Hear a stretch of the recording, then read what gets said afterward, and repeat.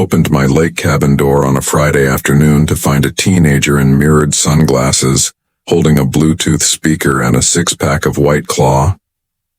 The kid couldn't have been older than 17, with a man bun that defied gravity and a vape pen tucked behind his ear like a pencil. "You gotta leave," he said, adjusting his sunglasses despite standing in the shade of my porch.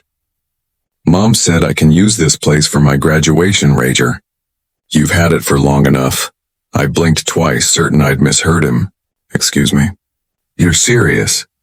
The teen smirked, revealing a set of freshly whitened teeth. "You should have RSVP'd to the HOA party list, dude. Now it's my turn." I studied him for a moment, taking in the supreme confidence that only comes from never facing real consequences.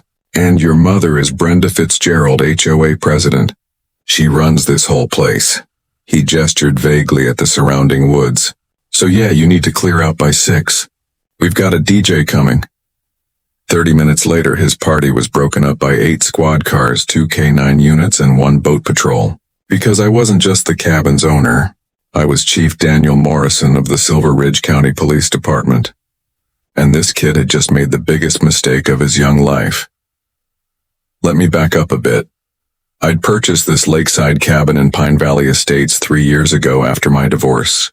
It was my sanctuary and a place where I could fish, read, and avoid the stress of running a police department.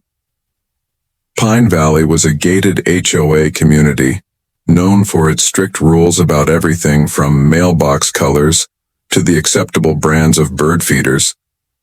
I'd specifically chosen a cabin on the far edge of the property, nestled between towering pines and overlooking Crystal Lake. It was private, peaceful, and most importantly, nobody knew who I was. To my neighbors, I was just Dan, the quiet guy who kept to himself and always brought his trash cans in on time. Enter Brenda Fitzgerald, HOA president, self-proclaimed community organizer and mother to Tyler, the entitled teenager currently trying to commandeer my property. Brenda was the type who measured grass height with a ruler and sent violation notices for wind chimes that were too melodic. I'd managed to stay off her radar until Tyler discovered my cabin while paddleboarding with his friends. Apparently, he decided it was the perfect venue for what he called his senior send-off, and his mother had agreed, citing some nonsense about community property utilization. The email started 2 weeks before the confrontation. First came the subtle approach. Brenda wrote asking if I was done enjoying my cabin for the season, suggesting it might be nice to share the lakefront blessing with younger community members. I politely declined, explaining that I used the cabin year-round. Her next email was less subtle. She claimed the HOA board was considering a new community cabin rotation policy that would require lakefront property owners to make their homes available for approved community events. She'd even attached a poorly formatted document that looked like it was made in Microsoft Paint. I ignored it, figuring she'd give up. That was my first mistake. The following week, I received a formal-looking letter on HOA letterhead informing me that my cabin had been selected for the June Youth Appreciation Weekend. Tyler's graduation party was listed as the inaugural event. The letter was signed by Brenda and 2 other board members I'd never heard of. I responded with a firm but professional email citing actual property law and explaining that private property within an HOA remained private property. I thought that would end it. Instead, Tyler started showing up at my cabin when I wasn't there. My trail camera caught him taking selfies on my dock, posing with my kayak, and even trying to jimmy the lock on my shed. He posted these photos on social media with captions like "scouting the venue" and "this place about to be lit." On Thursday night, Brenda called me directly. Her voice had that fake sweet tone that meant trouble. "Dan, I really think you're being unreasonable. The children of this community deserve to celebrate their achievements. Surely you remember being young." "I remember respecting other people's property," I said, keeping my tone neutral despite my growing irritation. She sighed dramatically. "Well, I tried to do this the nice way. But the HOA has broad powers when it comes to community wellness. Don't make this harder than it needs to be. Are you threatening me, Brenda? I'm simply informing you of your obligations as a member of this community. She hung up before I could respond. That brings us back to Friday afternoon. I'd taken a half day off work to come check on my cabin, having a bad feeling about Brenda's threat. Good thing I did. When I pulled up, I found my gate open, my lock cut, and plastic tiki torches stuck haphazardly around my property. Inside was even worse. Tyler and his friends had transformed my living room into party central. Neon lights were strung from the ceiling. A beer pong table dominated the space, and someone had taped glow sticks to my mounted base. My kitchen was full of red Solo cups, bags of chips, and enough alcohol to stock a small bar. The kid was even wearing my lucky fishing hat, the one my grandfather had given me. After Tyler informed me I needed to leave my own property, I stepped onto the porch and made a call. Hey Richardson, it's Morrison. I need you to send units to my cabin at Pine Valley. We've got a B&E in progress. Underage drinking and possible theft. Full response on it, Chief. Want us to keep it low-key?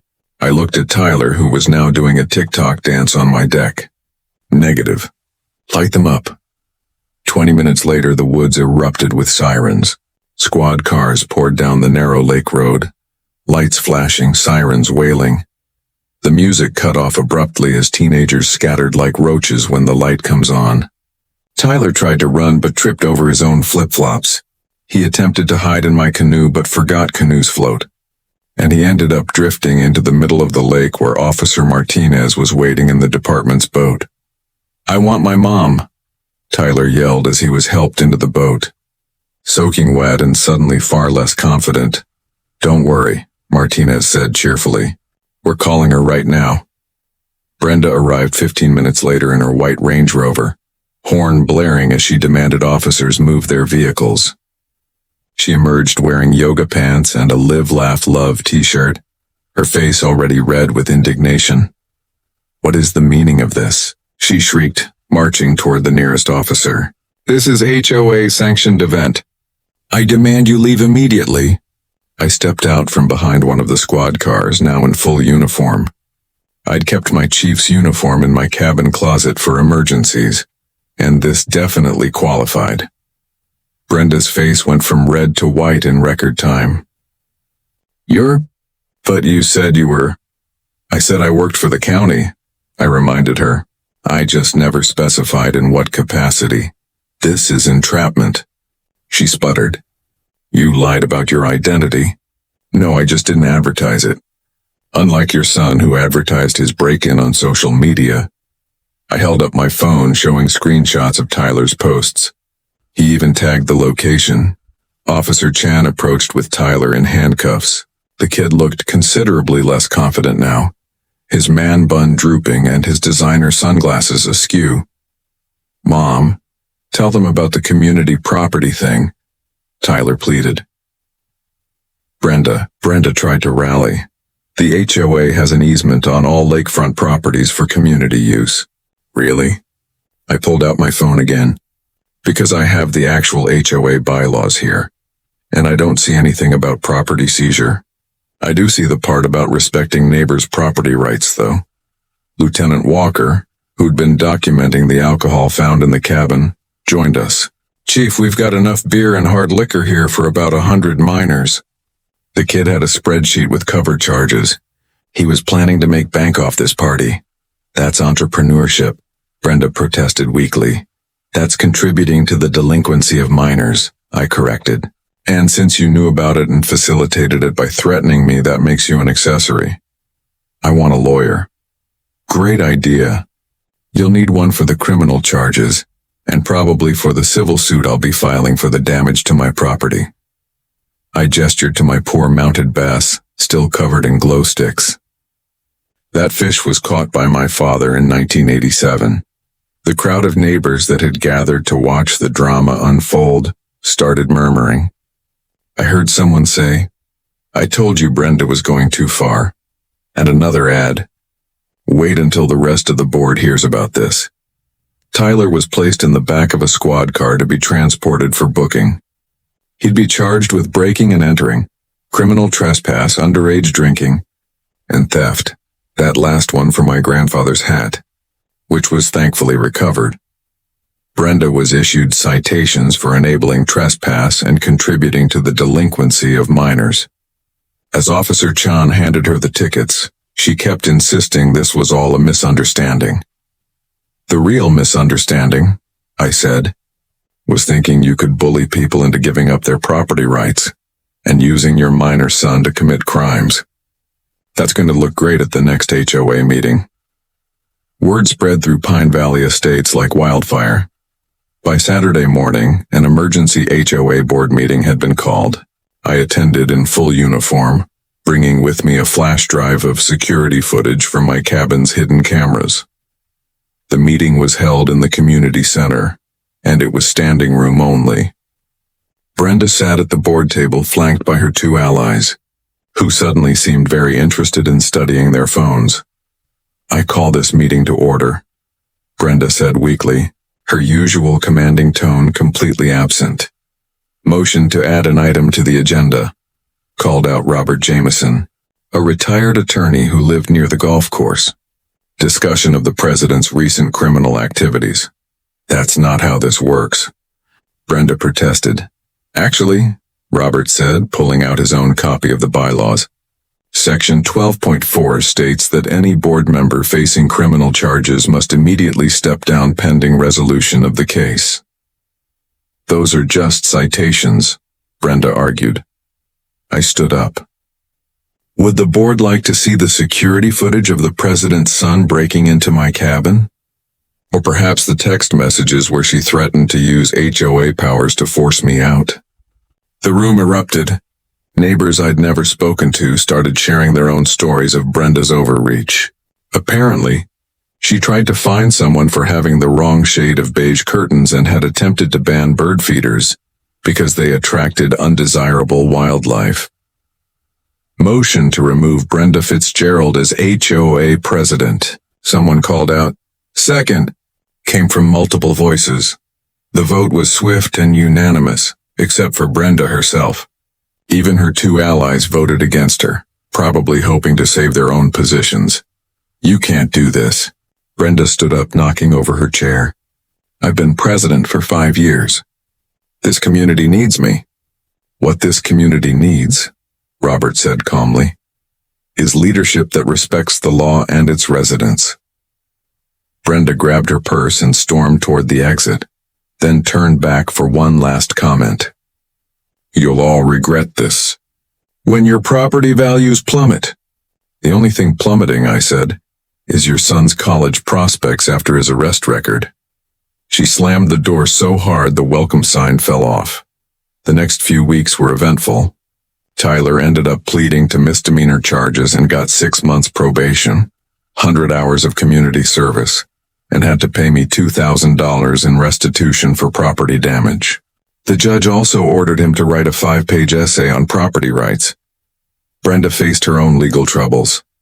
The contributing to delinquency charge stuck, resulting in steep fines and mandatory parenting classes.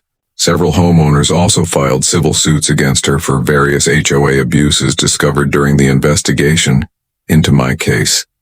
The criminal charges cost her job at a local real estate firm, where she'd been using her HOA position to steer clients toward Pine Valley Estates for the commission. Her real estate license was suspended pending an ethics investigation, but the real blow came when the new HOA board conducted a forensic audit of the books. Turns out Brenda had been using HOA funds for personal expenses, disguising them as community improvements. Those vision board retreats she'd organized, they were spa weekends for her and her friends. She was hit with embezzlement charges and a Class D felony carrying up to 5 years in prison. At her arraignment, she tried to claim it was all a misunderstanding, that she'd planned to pay it back. The judge wasn't impressed. Mrs. Fitzgerald, you stole $47,000 over 3 years. That's not a misunderstanding. That's a pattern. She was released on bail pending trial, but the damage was done. Her Range Rover was repossessed. Her house went on the market and Tyler had to transfer to public school his senior year. I saw her one last time at the grocery store. She was wearing sweatpants and no makeup, a far cry from her usual perfectly coordinated outfits. When she saw me, she turned to go down another aisle, then stopped. "I hope you're happy," she said, her voice bitter. "You destroyed my life over a stupid party." "No, Brenda," I replied. "You destroyed your life with your choices. I just refused to be one of your victims." She started to respond, then seemed to deflate. "5 years," she whispered. "My lawyer says I'm looking at 5 years. I felt a moment of pity for her, then remembered the $47,000 she'd stolen from her neighbors, the businesses she'd harassed with bogus fines, the people like me she tried to bully. "Actions have consequences," I said simply, and continued with my shopping. The trial concluded last month. Brenda Fitzgerald was convicted of embezzlement and sentenced to 3 years in state prison, with 2 years suspended. She'll serve 1 year, followed by 5 years of probation and mandatory restitution to the HOA. Tyler watched his mother get led away in handcuffs, finally understanding that actions have consequences. The entitled teenager who tried to steal my cabin was gone, replaced by a subdued young man who now works at a local hardware store to pay his restitution. As for me, I still have my cabin, now equipped with better locks and more security cameras. The new HOA board is much more reasonable, focused on actual community improvement rather than power trips.